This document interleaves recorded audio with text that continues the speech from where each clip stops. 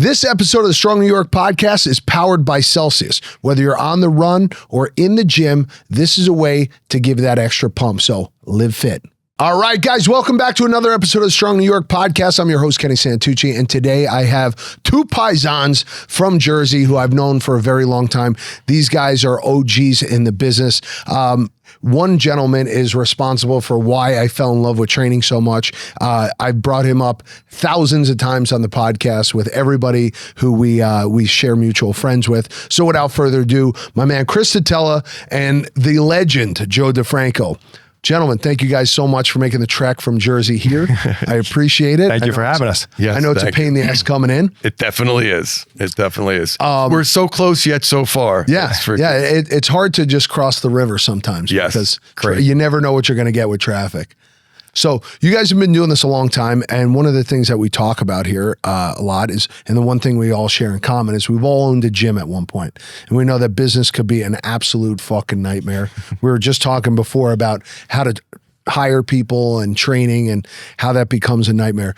But you had, when did you first start when you were just had like the garage gym, that little small space? What year was that?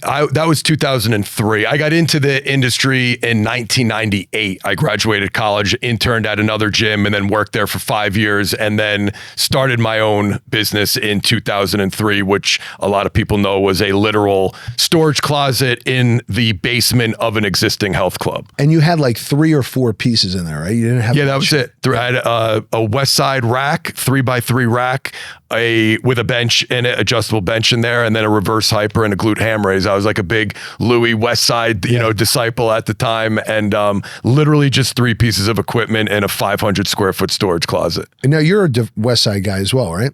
Yeah. Yeah. I think we all kind of subscribe to that whole like Louis West Side thing. I mean, I love it. I push it on everybody. I made them all. I actually brought the guys out a couple months ago and made all my coaches take the course. I'm like, if you take any course, you have to take this one. I paid for 2 of them to take it just because I'm like, all right, if you're not going to do it, I need you to take this course just so you understand what the hell we're all talking about. Yeah. Well, I think it was Joe D that kind of introduced all of us to West Side, right? Yeah, West Side for Skinny Bastards.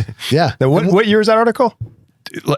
Probably 2004, like about a year. It was like a year or so of experimentation in the storage closet. And then 2004, 2005 is when I wrote about what I was doing. Yeah. And now when you finally got the space, like the legendary space in Jersey, in what town was that? Wyckoff.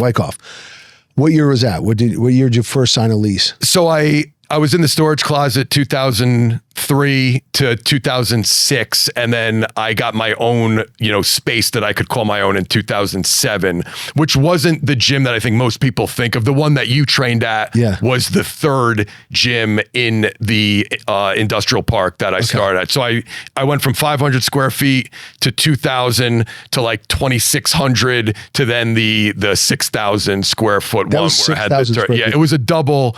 It was basically a double unit plus we had that little loft on the top, so it was about 6,000 square feet total. That place was legendary. Like every time I walked in there, I was like, it was always somebody in there. There was the coolest shit on the walls, and like the workouts were, I think you helped me understand how workouts don't have to be 100 miles an hour, go. You could facilitate a great workout with, the least amount of shit and just precision. Yeah. It's funny because we had the reputation for being kind of a hardcore gym because of the location, and we didn't have air conditioning, and it definitely had that kind of blue collar grit feel. But at least people that trained with me long term, that was what they would always say that they were most surprised about. The workouts were certainly challenging and they were tough, but they weren't solely designed to kill you. I think that's, Chris and I talk about this in our Iron Business Blueprint course. When designing like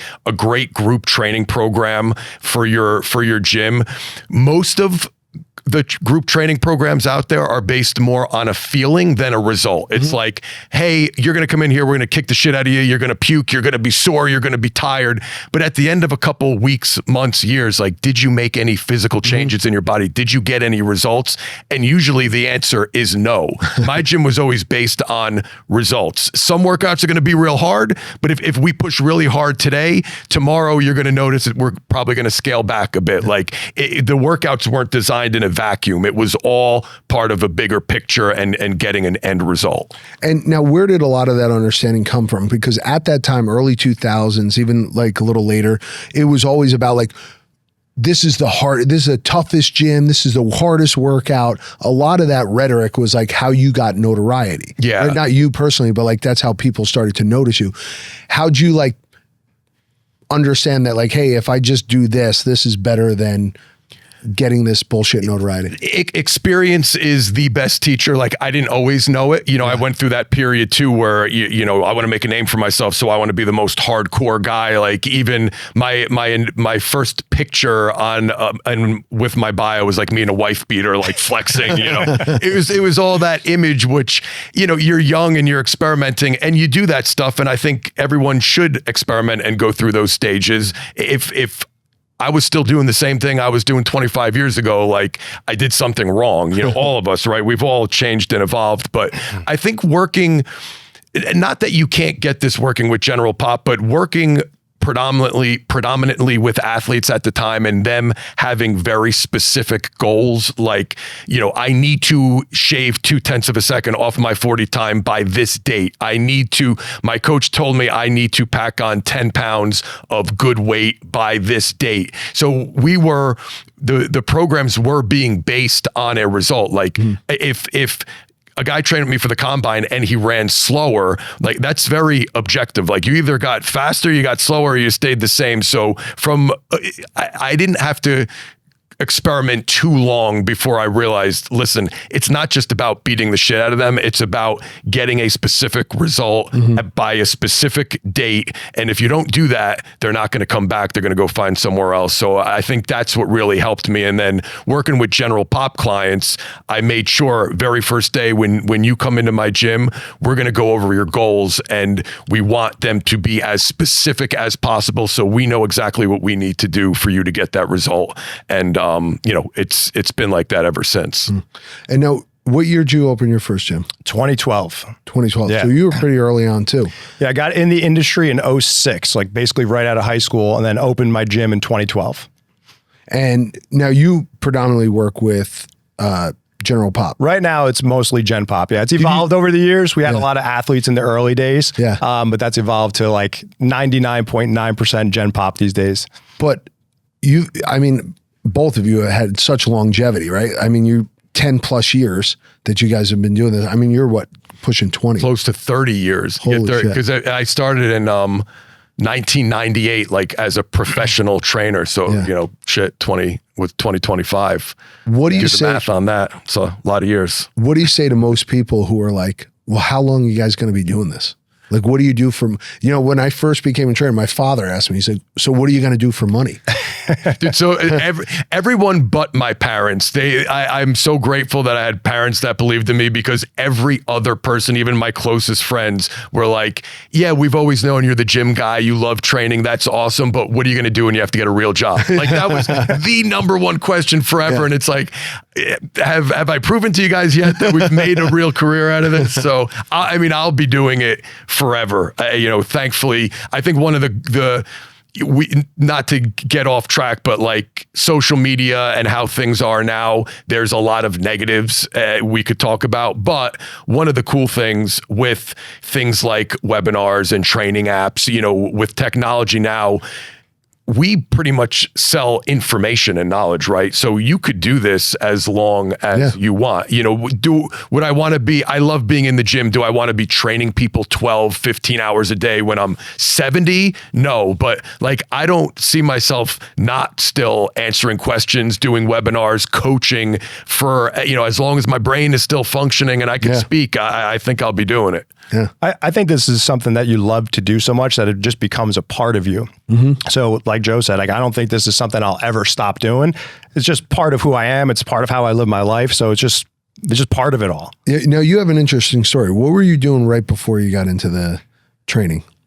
So I was a firefighter for about 4 years as a career firefighter, but that actually came after I was in the fitness industry. So I started my career in the fitness industry in 2006. Yeah. I opened my gym of June of 2012, and then I got hired in August of 2012 by the fire department. So it was like the timelines really lined up well. because I always tell the story, if it weren't for the fire department, I would have been out of business in probably the first year. So I was very fortunate to land that job and land that position.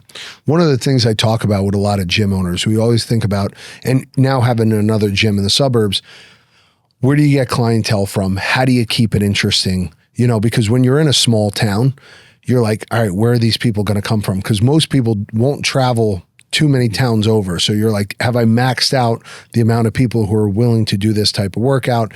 And, you know, you've worked with a lot of kids before, high school guys and college guys. Do you have a lot of kids at your gym? Not these days, but we definitely had used in the past. Yeah. Yep. And I think like that's, you start to try to get younger people or anybody who comes into town, but like, how do you guys kind of keep it fresh and keep it going? That could kind of leads into a cool story of how Chris and I met, because for me, if I'm answering honestly, the first 10 to 15 years that I was in business, if it's not 100%, it's 99.9% of my business was word of mouth. I just got great results, and you know, the kids told their friends, and they came in. Some of the kids ended up, you know, the parents went from dropping them off at the gym to seeing the results their kids got, and then would ask, "Hey, do you train adults?" Like, instead of me sitting in the car waiting for my son, like, can somebody train me? And then they tell their friend, and it all just spread by word of mouth. And then again, not to get off track, but I think Chris, we first met because Chris I started doing consultations for young gym owners, helping them get their business off the ground. Chris hired me. We did consulting for maybe 4 or 5 years in. He came every year for a couple of years. And then by like the 5-year mark, I would say we got to the point where we had just become friends, and we were just bullshitting back and forth. And to the point where now I was asking him, like, hey, I helped you maybe in the beginning, but now he took the business to another level as far as the marketing and the advertising. There were no Facebook ads when I started, like things like that. He started putting more time and effort into learning. Then I was picking his brain about that stuff, because now we're in a different world, and to keep your gym going and to get new people constantly coming in, you need to do some of that stuff too. So I started learning it from him, like, hey, what are you doing? What are you doing on that front? Because I just always relied solely on word of mouth. And now I think the combination of all those things is what you need to do. Yeah, no, it's definitely a brave new world out there. Yeah. It's definitely harder than ever before. It used to be, you know, there wasn't as many gyms. So, right, like when you guys both started, there probably weren't too many gyms. Now I'm guessing there's Orange Theories and F45s and, you know, CrossFit gyms and Lifetimes and stuff. How do you compete against all these other brands? Like, what the question that I get, and I always get stumped on, and I'm sure you guys have gotten this question too before, is what makes you guys different, or what makes your gym different? Why would I go there than some of these other places? Well, to jump in for a second, I would say that those places are really not your competition, because at the end of the day, we're trying to help people get healthy. Look at the rise in obesity, the rise in chronic disease. It's the fast. I don't know if I could curse on here. Yeah. So it's the fast food places. It's the Netflix and the things that are robbing people from their time where they could be training, right? So I think that there are more than enough people to go around and train at different places, right? So I think, you know, if we have that scarcity mindset as gym owners, it deters us from what the overall goal is, which is helping people. So I think once we kind of realize that, and we realize, hey, we could all kind of grow this pie together and everybody could share a piece of it and help people. I think that kind of helps us get clear and stay on track with what it is we're trying to do. Yeah. What was the original question? If you see those people as competition, like what do you tell people who say, oh, that's right. So why would I choose your gym over theirs? Because it's about the same amount, right? Like if you look at a Lifetime, what is it? 200, 230, something like that per month. Yeah. So, and that's about, I'm guessing, what do you charge for a membership at your gym? Depends, but on average around $277. Yeah. So if somebody's like, oh, I could join Lifetime and get a pool and a fucking, all the bullshit that you could get at a Lifetime or Equinox or something like that. I think one of the big things about what we do, and you know this, it's having that culture. Mm-hmm. Right? Because you're not going to get that at a Lifetime. No. Right? So people come, they want to be part of a tribe. They want to be part of something bigger than themselves. it is very hard to get that at any big box gym, right? So that's one of the things that's unique about having a small private gym is the culture. But then when you look at the differences of training, you can't try to attract everyone into your gym, because when you do that, now you're speaking to no one. And so you have to attract a specific type of person that you want to come train at your place, and they're going to jive with that.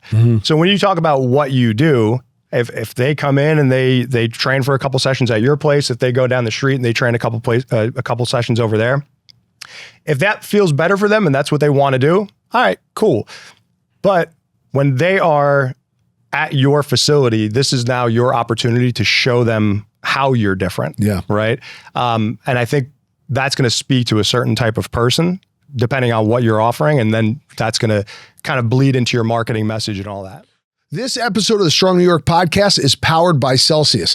I have some long days here in New York. I get up at 5 a.m. I'm working all day, and I need that extra little boost midday or even in the morning. And I grab myself a can of Celsius, and I just feel a little bit better. So grab yourself a can. These are my favorite. These are actually extra caffeine, the bigger can. So I go with the big boy. So if you're a big boy, grab one of these. I was talking to, I think we're a very rare breed, and I'm pleased to say I could hopefully put myself in your guys' category. But yesterday I was talking to this guy, Doug, who's pretty high up at High Rocks. And he was saying, he goes, there's, from his standpoint, right, that brand is growing, it's huge, and they're looking to grow and build up trainers and stuff. And they said there's all these entry-level trainers and these guys who just want to call themselves trainers, and you got like Barry's instructors and F45 people and stuff. And then you have like really nobody in the middle. And then you have this upper echelon of like guys who are like, all right, I'm good enough. Now I could go open my own place and build my own community and my own philosophy behind training. And he goes, those guys are really hard to reach, because we're running businesses and we have our own shit going on. He's like, but I'd love to hire some of those guys. He goes, or bring this bottom tier up one. But this bottom tier really doesn't want to learn. Like, I think we've all become fucking dorks about it, right? I've taken your course at least 3 times, 4 times, and I try to learn more and more, but I feel like people, because of social media, are now doing less when it comes to education and more when it comes to like, oh, well, I saw Chris Bumstead do that, so I know how to fucking do that exercise. Right. Yeah. So how much are you guys seeing that? Like, it's getting harder to hire trainers to come help you out and work out. Yeah, everyone wants, unfortunately, the quick fix. There's the image online of like all these young entrepreneurs who talk about, oh, I only work an hour a day from my laptop on the beach and I'm a millionaire. And everybody thinks that's not reality. Yeah. Like, we know being an entrepreneur and being successful in this industry, it's late nights, sleepless nights, stress, like all the shit that comes along with it. But I also think that builds a certain type of grit and resilience, and it does that kind of carries over to your gym and the culture that Chris spoke about before. And like with my gym also, you talk about how do you separate yourself, not to get off track with the hiring, kind of bring it back to that. But I always just tried to lean into the differences too. Like, yeah, you're right. We're nothing like F45. We're as different as it could be. Again, we like to say we put the personal in personal training. When you go to a big box gym like that, you're just a number. Those models are based on you not showing up. Mm-hmm. The reason why a gym might be a lot cheaper than yours is because they're banking on, let's sign up 10,000 people, hope nobody shows up, we bang their credit card each month. And that's what they want. Yeah. Whereas you come to a privately owned, smaller type gyms like ours, and we know each one of the clients by name. We're first name when you walk through the door. Kenny, how you doing? What's going on? How's your kids doing? How'd your daughter do in her soccer game? Like, that all matters. Like, yes, we want to get results first and foremost, but that's what they're not getting at the gym down the street. And I know I totally got completely off track, but I think that's a huge part of it's a huge having value. a successful gym. And then you want people, tying it into the hiring process, that's what I look for more in a trainer and a coach now, is their interpersonal skills. Yes, would I love you're going to take the CPPS course, and I'd love for you to go to Westside and learn, and we could teach you the X's and O's of training. I could help you get better at designing programs, but I want first to know that I'm hiring a good human being that's got great communication skills and is going to really give a shit about our clients. That's like up here, and then we could teach you the training that's down here. And that's been a big shift in my mindset over the years as far as hiring people. Yeah, no, I definitely 100% agree with that. I'm always, one of the things that I do, and I had a couple people in the last couple months hit me up and they're like, hey, I'd love to come work for you. Cool, come in, come work out. Let me see how you move, things like that. The more you're around, the more you buy into what I'm doing here. I see how they interact with my clients. I see how they interact with the other staff. Those are like the telltale signs of like, hey, is this person going to jive here, or are they think they're going to make a bunch of money here? Because that's not the fucking case, right? So, I think that's so important. But then it's like, all right, now that they're here and, they might have some good personal skills, are they willing to like climb the ladder? Are they hungry to learn and be a better coach? Like, is this something, because I've had so many people who moonlight as coaches, but they're actually like trying to be actresses or fucking some other bullshit, like OnlyFans girls. I'm like, all right, go do that then, because you're stopping yourself from doing that, pretending you're a trainer. You're not a trainer. Right. You have zero desire to be a trainer. Yeah. So you guys started this business, about a year ago, right? Together? Year and a half now. Year and a half already, So how you kind of explained it a little bit, but you were helping different guys. I'll start, and then Chris could jump in. I think it's really cool how it came about, because it wasn't like this master business plan. When I shut down my Wyckoff gym that you spoke about, and we moved to Austin for a little bit, we were under the same roof with On It. Some people know we were there for 2 years. Cameron Joss was running that facility for me. I needed a home base because I just had twins and I was trying to work from home, but like it wasn't working. So I found a little office and a small gym in East Rutherford that I was going to use. That was like 2015. Yeah, it's 10 years. It's 10 years. That's the year I met you. Yeah, it's crazy because it still feels like the new kind of gym / office, but it's 10 years old already. So I'm in there just by myself. I'm going there to work. I'm shooting some content, and I started to get some people reaching out to me asking to do more business consult stuff. Like, hey, I love training, but I have no business background. I want to turn my passion into a career. I'd love to, start training people out of my garage or my basement, but I don't know where to start. Can I come and speak with you for an hour or whatever? So I put on my website, I was like, maybe I'll start doing business consults for a very specific type of person once or twice a week. The very first email I get was from some Chris's girlfriend at the time. Shout out to the ex. She always gets a shout out. My boyfriend's birthday's coming up. He follows all your work. I would like to purchase one of your 1 hour business consults. Awesome. I got my first consult. Chris walks in and shared his story, firefighter, training people on the side, but I'd love to make training and owning a gym my full-time gig. We sit down, we talk. I think it was an hour consult that lasted 3 or 3. I think it was closer to 7. Yeah, I always say always over deliver. We went all out and we just kind of hit it off. But I'm passionate about it, and I really felt like where he was at, like I had been there. So I'm like, oh, I know I could help him, give him some initial information. A year later, he comes back for a second consult. And was it the very first year that you had already opened your own gym? No, I was 3 years in. The third one. It was I was already 3 years in. Yeah, we opened in 2012, and then it was 2015. Okay, so you were I was just trying to make it work. Yeah. All right, so it was more trying to make it work. Did you have partners at the time, or no? So it was all you've always been solo. Yeah. And at that point, I was already like checking out of the fire department. So I was like, I got to figure out how to make this work. That's what it was. Yeah, that's what it was. Sorry. Yep. So he comes in the next year. I was like, holy shit, I saw how far he came in that 1 year. And then the next year 3, year 4, he just kept growing and growing and growing. I think it was like year 5 or 6 where I said, man, I appreciate you still wanting to do consults with me, but from a business standpoint, like, you're now doing better than I was. Like, you have more business savvy than I was. I could still help you with some training stuff, clientele that you're having an issue with. I could certainly do that, but man, you've really taken the business stuff to the next level. So then we would still meet, but it was more just like friends kind of, shooting the shit, him sharing with me what worked. I'm actually now asking him questions like, what are you doing on the marketing end? What are you doing on the sales end? Like that, I never really had to do that stuff. Like, if I add that stuff to what we're doing now, holy shit, this is, great combo. And then after 9 years of that, Chris came to me with an idea of like, hey, I've kind of tracked what I've done over the past 9 years of working with you and then hiring other business mentors as well. We put all that together, your experience plus mine, plus the stuff you've helped me with, the exact trajectory that he took. It's like, imagine we could do this with other people. Yeah.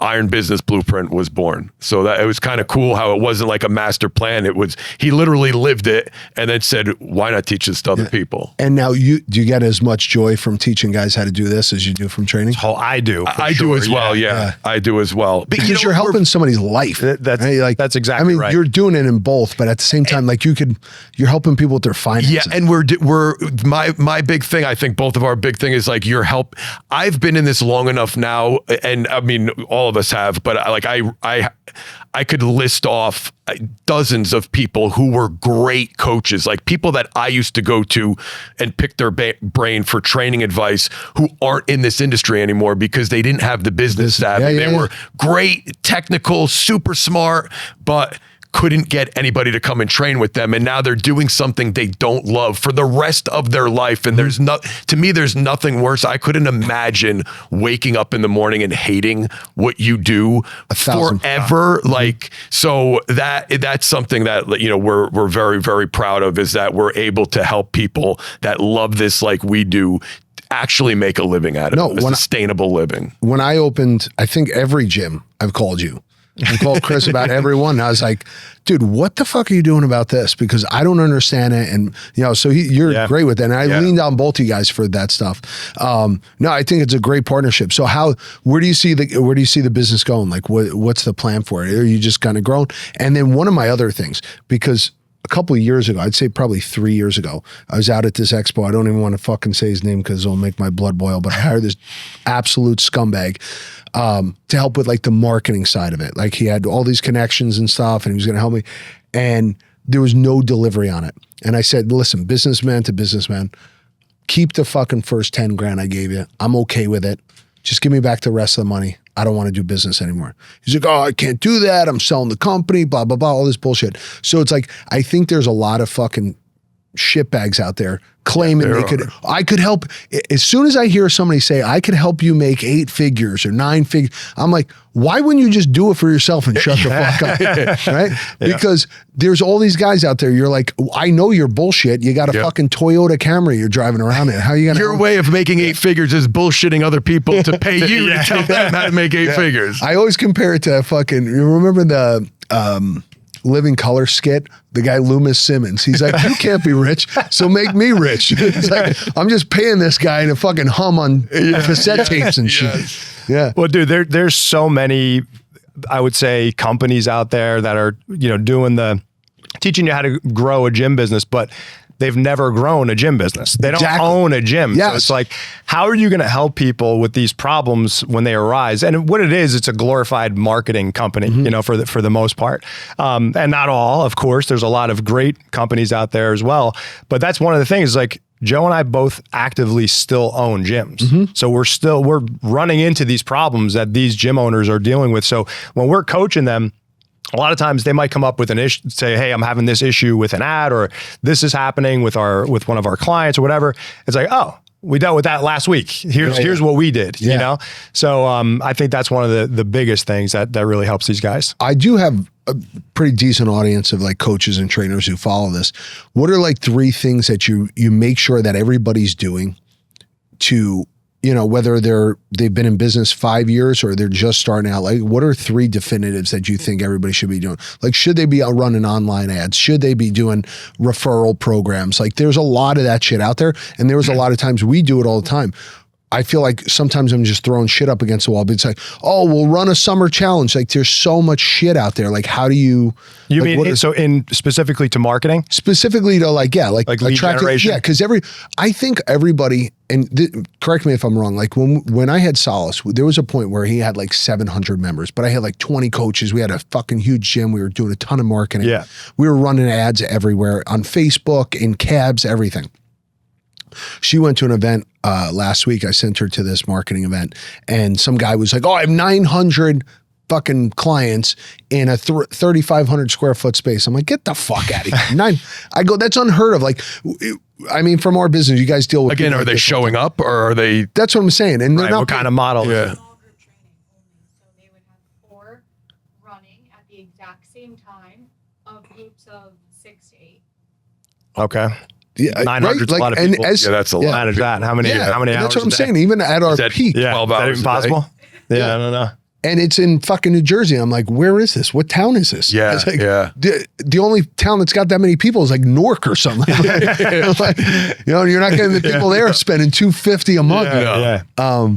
But yeah, no. Like, what are the 3 things that you kind of make sure everybody's doing? Yeah. So the 3 things that we, in regard to marketing, the 3 buckets, if you will, of marketing that we always teach are online, offline, and internal, right? So let's look at each of those. So first off, with online marketing, you want to split that up into 2 categories. So one is paid and the other is organic, right?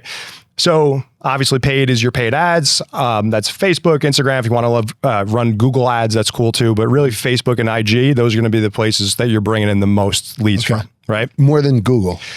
Yeah, Google ads are definitely, they help. And if you have Google reviews and people, obviously if they Google personal trainer in my area and they come across your page, so that helps with that stuff. But as far as running ads, Facebook and IG are definitely going to bring in the most leads, the most traffic. Then you have the organic online marketing. So that's going to be like having a consistent cadence of posting online. We always tell people like, look, I don't have the biggest following in the world. I have 3,900 followers or something like that. But they're probably dialed in. Maybe, I don't know. Yeah. But the point is, like, I think a lot of times people get this wrong because they try to go viral, right? Or something like that. Like they want to get 1 million followers. It's like, you just got to attract and speak to the people that are in your area. Like if you have 1 million followers, how many of those people actually live near you where they could actually go train with you, right? And also in their messaging, one thing Joe and I talk about all the time is don't try to impress other coaches with the content that you're putting out. Such a big one. Speak the language of the people that you're trying to actually attract. Like put out information that could actually help them, right? And do it on a consistent basis. So, and also having an email list is huge. Still, some people will probably debate this, but listen, if you could take people from social media and use a lead magnet or something like that, that adds value, and you get them onto an email list where now you could continue to give them value, enhance that know, like, and trust factor, that's huge. Yeah. Right? So that's kind of like the online bucket. Then you have offline. This is like becoming the mayor or the celebrity in your area. So get to know other local business owners, get to know the community organizations, the fire department, the police department, run fundraisers for them, right? So like just really becoming that celebrity in your area is huge. Yeah. I don't think enough people do that. And then the internal stuff, that would be like generating referral plays and internal challenges, giving your members incentive to refer. So those are like the big 3 there. That is so simply put, because I think one, that could work for anybody who's got a business out there. Yeah. No matter what you're doing, if you're selling fucking cakes or building gyms, it doesn't matter. Like I think that goes across the board. And I think the most important one is that mayor one. I think a lot of people downplayed the idea of like, hey, if you're in a small town or even in New York, as long as everyone knows that you do that, you're the first thing that comes to mind when they're like, oh, I need that. I should just go see him because he's right down the block. Right. So the more people who know that you do what you do, the better off you are, 100%. But that was, I like that. I like that 3 bucket list. Yeah. Yeah. And to that point, like rising tides will raise all ships, right? So if you're helping other local businesses grow. And so, for example, I go to a coffee shop, I take a picture of it, I tag the coffee shop. it's now bringing customers to them potentially, giving them some exposure. And now if they return the favor, or if you start training their manager or whatever, they're going to start sending referrals your way too. So it just helps everyone to do good and just connect with people that are in your area. Yeah. The internal piece too, the kind of marketing within your clientele, I think so many trainers and gym owners forget about. I know even I did this. I can't even tell you how many times over the course of the years when I would remember, like, hey, I got to remind, even when I was just training high school kids, remind them, hey, if you have a friend, bring them in. You know, come in, train with you. If they like it, I'll give them a discount, whatever it may be. The amount of times I've brought that up and then kids would say, oh, I have a ton of friends, but I thought you didn't want anybody more. I thought you were booked. Because all they know is when they would, for that person, when they're at the gym, you're obviously busy training them. So their perception of you is like, oh, he doesn't have time for anybody else. He's busy. But like, well, I train you guys right after school. So yes, it's a busy time. But at the time I had a 6 o'clock opening, a 7 o'clock opening. So just a simple ask at the end of the session. Hey, remember, if you got a friend, you got a neighbor, hey, does your husband if he wants to come in and train with you, just know, open door. The amount of people you could get just from that before you spend $1 on a Facebook ad or leave the gym and go down the street to the coffee shop, you'll be shocked how many new members you could get. Yeah, it's so true, because there's so many times where people are like, oh, well, I thought you were busy. I'm like, no. I'm never too busy. Make me more busy. Yeah. Bring in as many people as possible. I'll train people at 3 a.m. Yeah. So, I mean, both of you guys have been doing this a long time. How often do you look back and say, fuck, where did the time go? All the time. Right? Next month will be 13 years running my gym. And March was year 19 in the industry for me. Wow. So when I look back, I'm like, holy shit, man. Like, it's almost 2 decades for me. Yeah. Like, you spent most of your life. When we all started, none of us had gray in our fucking beard. That's Truer words have not been spoken. It's crazy. I don't think a day goes by where something doesn't happen where I'm like, oh shit. I was at CVS the other day, and like, to me, what looked like an older dude is like staring at me, and the Jersey in me is like, what the fuck you look like? You got a fucking problem? So I'm like, I feel this guy, tall ass dude, he's like 6'8", like staring at me, and he's staring at me, and I check out, and then he's like, Joe? And I turn around and it kind of looks familiar. Long story short, it's a dude I trained when I was working at Parisi's. So I was 20, barely 21, not even. Yeah, I think I just turned 20, and this kid was in high school. That's why he looked so old to me, because he's basically my age. When I trained him, when you're 20 and you train someone that's 16, you think you're so much older than them. Yeah. But as you get older, then you basically become the same age. But it was this dude that I trained, he had a twin brother. When they were juniors in high school, he was there with his 2 7-year-old sons. He's like, you remember me? You trained me at Parisi's when I was in high school. Then he said the name, and I was like, holy shit, what year was that? And it was like 1999 or something. That's crazy. You want to talk about reflecting and going, wow, a lot of time has passed. Stuff like that happens to me every week. I worked as the strength coach over at Union High School for the football program in 2013 and 14. So some of these guys, like, it was their senior year in 2013, and then I trained them throughout their college career. And now I'm looking back, I'm like, I see them on Instagram or whatever. I'm like, holy shit, like, this guy's married, this guy's having a kid. I'm like, I still, like, in my mind, the perception is like, they're still friggin' 18, 20-year-old kids. I'm like, no, man, he's like 30 now, however old. It's crazy. Yeah, time flies. I mean, I think about, and just the evolution of the fitness industry, right? You're seeing so many people adopting fitness, right? Everybody's a fucking fitness influencer, even like actors and shit. And you've had an incredible career. Like, when you look back, it's like you worked at Parisi, which was probably one of the top school. It was at the time. I think it was like the only show in town. He was very ahead of the time. I will certainly give him credit for that. It was so you went, cool spot. And then you had your own place where, like, that became legend. Like, I remember when Tommy first was like, my cousin Tommy Attiano, he was like, shout out Tommy. Yeah. He was like, I was talking to him and he's like, oh, I'm going to DeFranco. I was like, dude, you got to let it see if I could come there. And he's like, oh, I'll ask Joe if it's okay. And then when I remember being so nervous pulling up there, and I'm like, oh shit, I'm actually going to work out here. This is amazing. And then like the whole like Triple H thing. And then you worked for the WWE. You were a part of On It when it first happened. Was Aubrey a part of it when you first? Yeah, he's the one who started. Yeah. He was in New York for something.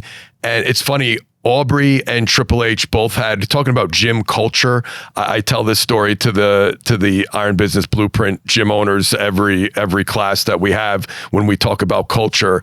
When Aubrey walked into my gym, he was in New York for something, and we had kind of known Orlando, who's my podcast producer now. I met him at On It. So he was an On It guy. He was a big Houston Texans fan, so he loved Brian Cushing, and then he emailed me to send me some free On It supplements because he knew I trained Cush. So I developed a relationship with Orlando, and then that kind of led into a relationship with On It.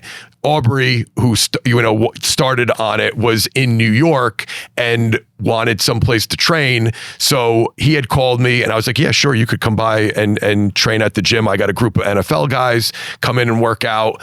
And when he walked in, he was like, holy shit. He goes, man, I feel something different. He's like a big, like spiritual, and like, you could just see he was taking it all in. And he said something to the effect of like, there's something in the walls in this place. I could feel it. He goes, I never felt a gym like this. He goes, man, there's something special about this place. And then a couple months later, I get a call from him saying, we're thinking about attaching a gym to our warehouse. We were gonna just, do our own gym, but I think I'd rather have an existing brand that has that reputation. And of all the gyms I've ever been to, I'll never forget that feeling when I walked into your gym. I'd love to try to reproduce that here in Austin. Mm-hmm. And then, months went by and we discussed it, and that's how that actually came about. It's because he walked in the gym and he just loved the culture and the vibe in there. And we tried. That's why we even, instead of buying new equipment, he was big on like, I want the old equipment. I want to try to make. He bought all the stuff, and we just shipped it all out there. So that's how that came about. And Triple H had the same reaction, which I'm always very proud of, because he's traveled the world and he telling me gyms he's been to in like Egypt and freaking China, Russia. Like he's been everywhere, and he goes, your gym it's something different when I walked in. So we try to kind of dissect that and help our coaches and gym owners duplicate that in their own spot, in their own way, because it is special when you walk into a place that's different like that. And I talk about that all the time. I've been doing, for the past like year or so, I've been doing these gym reviews. And anytime I'm in an area, I'm like, I'm not going to join fucking Equinox and go to Equinox all over the world. They're all the fucking same. Right. I love dropping into, like, you go to somewhere like, and I talk about it, I go, this place has got the feel. Yeah. I don't know what it is. It's hard to pin. It's hard pin into words, but you feel it. It's the culture, it's the vibe, it's the magnetic energy. I don't know what it is, but like you get it when you walked in your place. Like I said, I went into that Dragon's Lair. There's just certain places that have that vibe, and I can never pinpoint what it is, but what are like 2 or 3 other places that you've been to where you're like, all right, I want to train? West Side was one of those. I haven't been to the current one, but the one that was the gutted 7-Eleven with the black spray painted, the windows were spray painted black. That one was big for me, and I know it's not a public gym people could go to, but vibes wise, the WWE Performance Center when Sean Hayes was running it was man, that place was special. That was the one in Orlando. It's still in Orlando. Yeah. I mean, and I'm sure it's still incredible, but I haven't been there in a couple of years. Yeah. But man, I guess you know what it is. It's I'm biased because it was kind of CPPS coach and driven. So the actual training was our style, so to speak. Sean's incredible. One of the best coaches out there, both from an X's and O's standpoint and an interpersonal skills, and just a great guy. But and does a hell of a Stone Cold impersonation. The best in the world. It's the best in the world. Ric Flair, Stone Cold, Macho Man. It's the man. Shout out Sean Hayes. But you have a bunch of insane athletes from all over the world, different countries, and they're all hungry because they want to make it to the big stage. So you have that, plus a great coach, plus the best equipment, plus that energy and that vibe, and it's such a diverse group of people there. Like he had a group of like 6 Chinese athletes starting that didn't speak a lick of English, and they told him that day, like, hey, you got some new athletes coming in, none of them speak English, but put them through an assessment and we got to get them going. And still, like, he made it work there because there's something like unspoken in that place that was just badass. I got one for you. What? Diamond Gym, Maplewood. Oh my God. Yeah. Of course. That talk about in the walls. Yeah. Dude, that they have not gotten a new piece of equipment since 1976. Like, it's another one like that. I mean, I go down to Wildwood all the time. Have you ever been to the Attilas? Yeah, dude. I fucking the wood paneling. It's a shithole. It's an absolute shithole. The bathroom's broken. It's like the whole place is falling apart. But you're like, I want to train in this gym. Yes. He's played the same playlist. I started working out there when I was like 13, 14 years old. Yeah. And it's been the same playlist. It's like Guns N' Roses, Megadeth, Anthrax. Like, it's just hardcore, 80s and 90s metal music. It's got that red carpet in there that hasn't been changed ever. There's something about it. I was brought up, like, I got to give a shout out. My dad's gym, Empey's gym in Paterson, New Jersey, was like where I started. So I think that's why I love that type of gym. And have you ever heard of Man's World Gym in Trenton? Most people, it's where I trained in college. I got to give Joe Dodd was the owner. Shout out. It was an antique shop in Trenton, but it was like bodybuilders and powerlifters, and it was kind of in the ghetto. But I was one of the few college kids that trained there. It was just like old jack dudes from Trenton, like trying to become like pro bodybuilders and powerlifters, but all old, beat up, welded equipment. But then there'd be like a life-size like cutout of like a bearded woman in the corner, like all weird circus stuff and antique stuff. And it was, is it still there? I don't know if it's still there, but if it is, you got to check that place out. It was legendary. It was the biggest honor of my life. I did a before and after when I did the EAS Bill Phillips before and after contest. And I went from like 235 to 193. I got shredded for the first time in my life. And the owner put a picture of me on the wall at Man's World Gym. It was like, I made it. Like, if I do nothing else in this lifetime, I might, if it's still around, there might be a college picture of me in my little candy cane posing trunks. Did you do a show? It was just before and after pictures. So he put those up there, but shout out Man's World. Where there was, I really do like On It. Like, anytime I'm down in, Austin, it's one of the places I have to stop because it's got another great vibe. But there's now with build outs, right? And this is what I talk about with a lot of guys who are like, I want to open up a gym. And they're like, I want to have the best equipment and I'm going to have 10,000 square feet. And I'm like, well, buddy, how much money you got? Yeah. Are you funding this thing yourself? Because I think a lot of people forget that when you're building it out, and let's say the build out's $200,000, one, somebody wants that 200 grand back, whether it's you or somebody else, right? And two, you still need the operating costs of what it costs to run that place. Yep. Yeah. So I think a lot of people forget how hard it is to start any business, especially a gym. If I could give one piece of advice, start small and grow slow. I did a lot of things wrong as a business owner, and we try to teach them in our course. But one thing I did right was I started as small as possible with the least. It's not about the money you make; it's about the money that you spend or don't spend.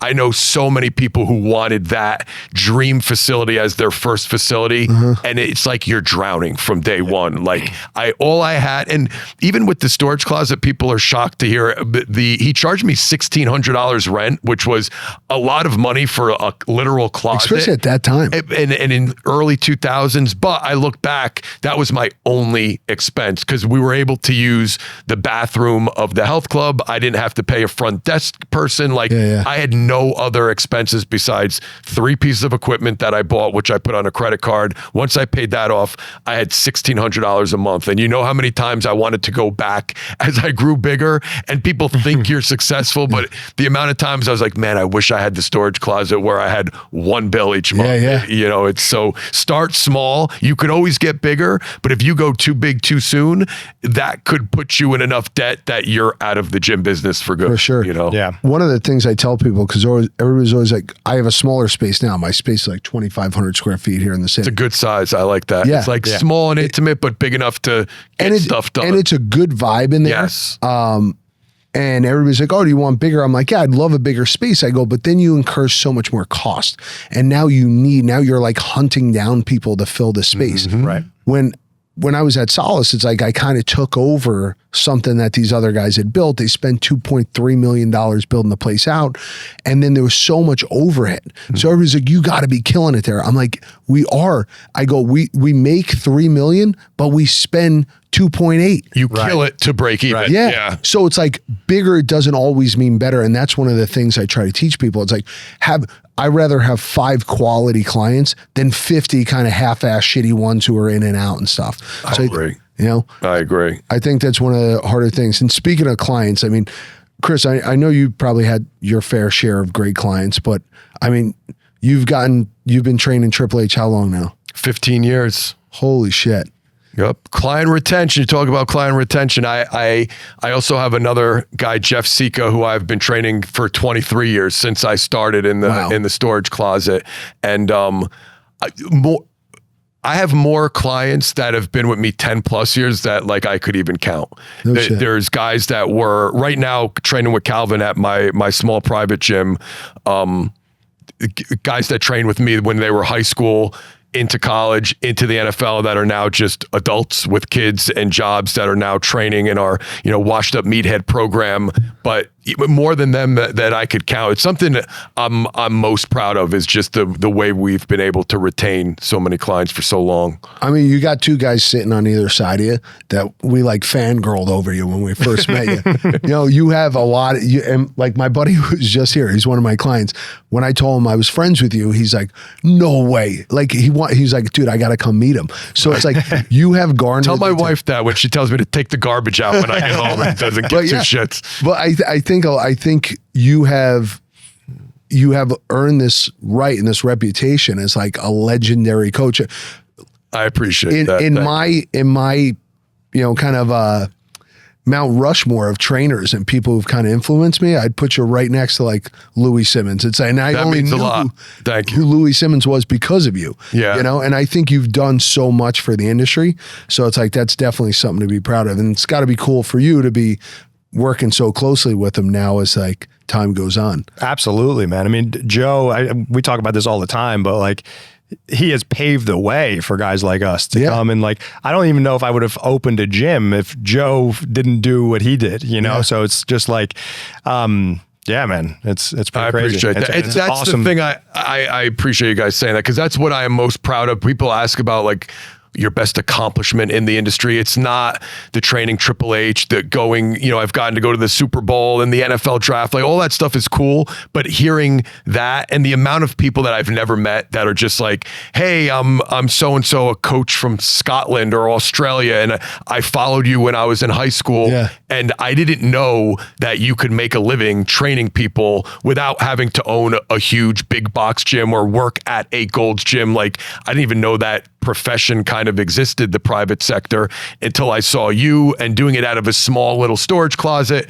That gave me hope that, hey, I could kind of do that. Mm-hmm. And then now they'll send me pictures of their gyms, and like they have these beautiful, successful gyms and great clienteles, and these are people I never even met. So that's a special feeling, knowing that you kind of literally help change somebody's life, and again, help them do something that they're passionate about instead of working a 9-to-5 that they hate the rest of their life. Yeah. No, I know for me, it's definitely changed the trajectory of like the way I operate it and what I've done. And the fact that I've always used guys like you as like a beacon. I'm like, hey, how old are you now? 51?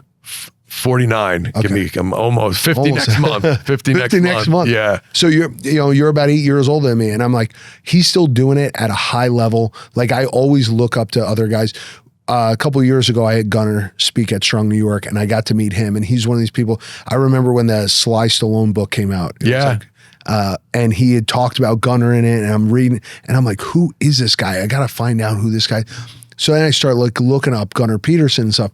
And when I finally got to talk to him, I'm like, dude, you were like a god to me. But how do you train Sylvester Stallone? Yeah. We all looked up to Sylvester Stallone, the guy that trained him. I thought the same thing about talking about levels of everything. I thought the same thing. And he's still training people. Yeah. He's still training people. And I love that because I'm like, I want to keep doing it. And one of the things that everybody always said is like, well, you're going to train people when you're 60 years old. I go, yeah, I hope so. Yeah, because maybe. If a fucking accountant's going to sit behind a desk and crank out numbers, that seems like the most miserable fucking job in the world. Yeah. And if you're going to do that at 50, 60, 70 years old, I should be able to be in a gym. You know, like we have this whole line we're dropping.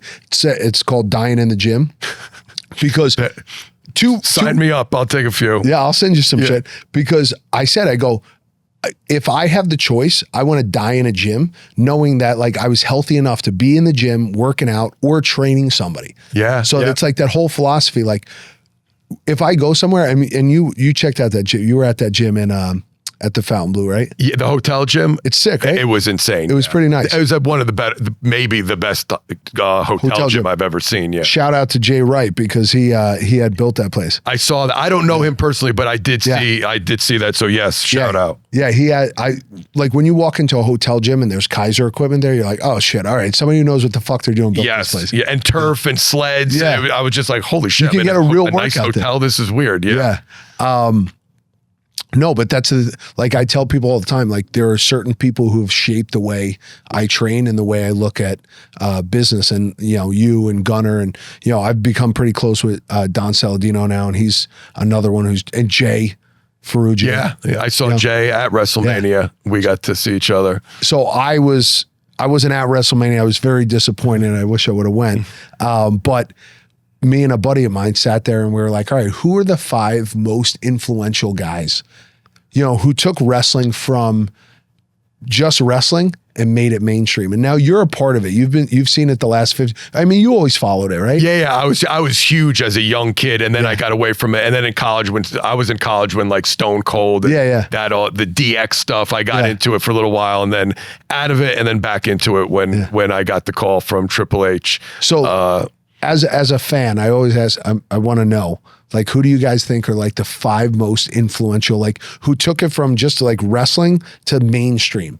Well, you got to put Hogan on that list. Yeah, to me, that comes right to my list. Because who doesn't know Hulkamania? Right, even if you never even watched wrestling in your life, you know Hulkamania and Stone Cold. Those are those two to me are like up here with the mainstream crowd, because I remember being in the mall in college and like the Austin 316 shirts and everywhere. You didn't have to be a wrestling fan. Everybody knew them. The Rock, I would certainly put up there, especially now over the past few years with that crossover. Ric Flair, he's in rap songs and people wooing when you see him. Bret Hart probably. Yeah. He'd be up there. He's like on the cusp for me. Or Shawn Michaels. Yeah. Not feeling they're like on the. I think those are I would say I have 4, unless I'm forgetting. Maybe Undertaker. Yeah. Too, because people know. If you say that name, I think most people know would who he be is. like, oh yeah, that's the wrestler guy. Yeah. And like, why is there someone else? Am I forgetting? I had said like the most people who would know if you mention their name, that the average person, you walk down the street and you're like, oh, do you know who The Rock is? They'd be like, oh yeah, of course. Mm-hmm. And I said Hogan, Andre the Giant, Stone Cold, The Rock, and I said the 5th one, who he was never one of my favorites, but I like him, was John Cena. Yeah. John Cena made it pretty mainstream. And like, I love The Undertaker. I love Shawn Michaels. I love Bret Hart. Like those, Ric Flair too. They would be like great company guys, but I always said like these were like the mainstream. They took it like beyond wrestling. But I think you could go to anybody on the street and say Ric Flair, and they'll probably return. I think I think Ric Flair. Yeah, Right? yeah, So, yeah. I think Macho Man Randy Savage. is he's up another there, one. too. Yeah, he's No Macho Man. Yeah. Like that's another. They finally Iron Sheik on Twitter before he passed away. Like he was awesome. on Howard Stern. Incredible. I think Howard any of this. Dude, Yeah, Howard oh my Stern took God. him to a different level. He used to have these like crazy arguments with like Beetlejuice and shit on the Howard Stern show. Incredible. It was incredible. It's some of the, if you look up some of these videos of the Iron Sheik and Beetlejuice arguing, I gotta look you that have up. to look them up. They're hysterical. You're going to be dying laughing. He's the only guy that man, to talk about losing track of time, but a couple years ago at a WrestleMania, he was in his wheelchair, drunk off his ass, Iron Sheik. Really? And he's the one guy, I always, like, I'm not going around asking people for pictures because, like, we get to be backstage sometimes and I'd be warming up Triple H before a match or something. So I'm not being like a fan back there, but we were in the hotel and I'm like, I say to my wife, I give her my phone. I'm like, you have to take a picture of me with this dude. She didn't know who he was. I'm like, I need a picture with the Iron Sheik.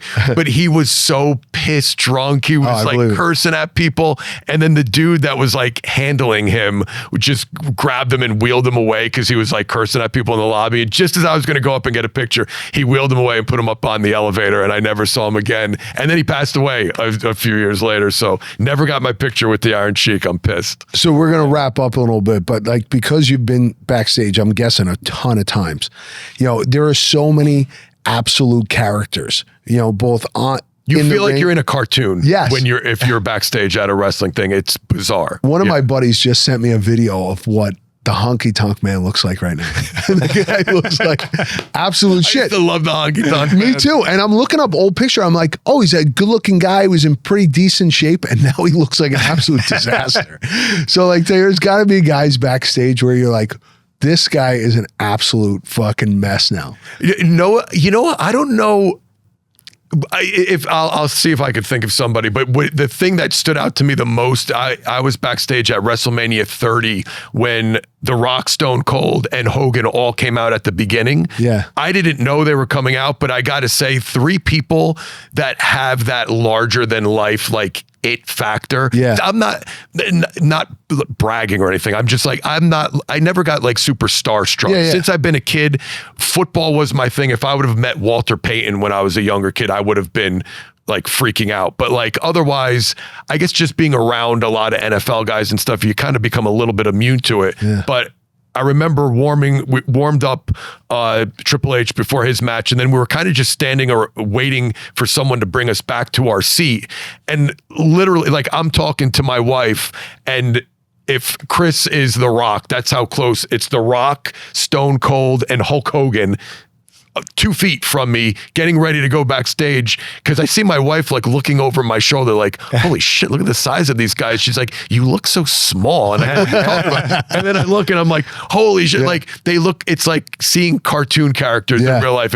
That was very cool. And then Kane, who's way bigger than you even realize. He looked to me like he was 7 feet. I think they list him as that. He's probably 6'7" but with the wrestling boots and everything, and in full like Kane garb. Yeah. And he's the nicest guy ever. Like he's like a politician. Yeah, it's like, hey Joe, how you doing? In like the Kane garb. And so that was like I just remember the look on my wife's face, like these guys like in their underwear and dressed up in their, you know, their like crazy outfits, but backstage they're kind of acting normal. So it's just nobody that I saw at that time that I was like, oh shit, they don't look good. It was more like, this is like cartoon come to life type of thing. Yeah. I've always looked at them as like comic book heroes. So you're like, holy shit, this guy's are. Yeah. I will say this, most of them, and it, you know, for those who call wrestling fake, the outcomes are predetermined and all, but what they put their body through, because I will say, you run into any of the old time wrestlers, most of them can't walk upright. They all have a certain look as far as like being in pain, limping around. Like what they do to their bodies is far from fake. I will say that they're beat up, man. Plus all the travel, like it's not an easy profession. I got a lot of respect for what those guys do. And all year, no off season. Never off season. Yeah. A lot of respect for what they do, because not 99% 99.9% of the population would tap out in a week of living their lifestyle. Yeah, I could only imagine. Well, listen, boys, thank you guys so much for coming by. Where could everybody find you guys and, kind of learn more about what you guys are doing with the new business? Most of my content online is on Instagram at DeFranco's Gym, and you can also check out at the Iron Business Blueprint on Instagram, or we have the website ironbusinessblueprint.com. That's where you could fill out an application and apply for our next 90-day coaching course. Nice. Yeah, for me, it's at Chris_Tutela. Nice. Well, guys, thank you so much for stopping by. Thank you guys for watching. Like, subscribe, share with a friend, and we'll see you guys on the next episode.